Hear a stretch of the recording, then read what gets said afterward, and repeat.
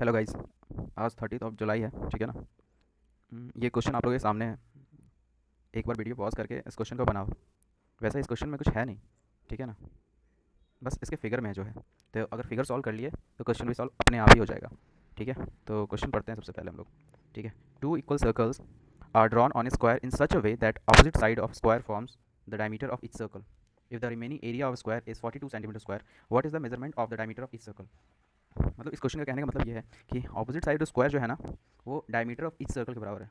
मतलब एक सर्कल का जो डायमीटर है ना, और दूसरे सर्कल का जो डायमीटर है, ये दोनों एक स्क्वायर के साइड के, ये जो ऑपोजिट साइड है ना, इसके बराबर है डी। ठीक है, तो चलिए शुरू करते हैं, इसको बनाते हैं। तो ये एक स्क्वायर है, ठीक है।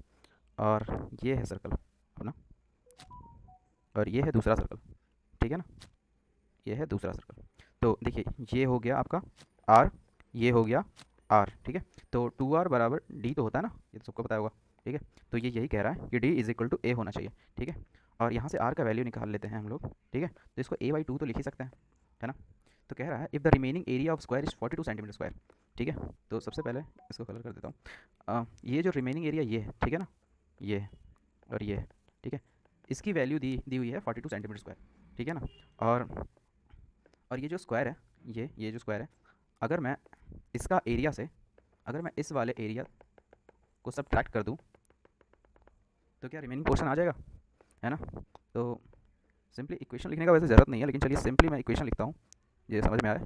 तो ये क्या हो गया, ये स्क्वायर का एरिया हो गया, और ये हमारा दोनों, एक सेमी सर्कल और दूसरा सेमी सर्कल, दोनों मिला के एक सर्कल बन गया, ठीक है ना। तो ये pi r square is equal to, दोनों को माइनस करेंगे तो ये बीच वाला एरिया आ जाएगा, ठीक है, 42। तो ए स्क्वायर माइनस 22/7, यहाँ से आर का वैल्यू इसमें डाल देंगे, a² / 4 इज इक्वल टू 42।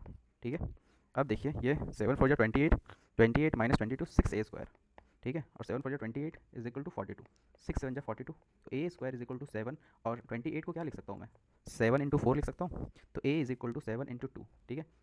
तो a हमारा क्या 14 आ गया। तो इसका करेक्ट आंसर 14 है।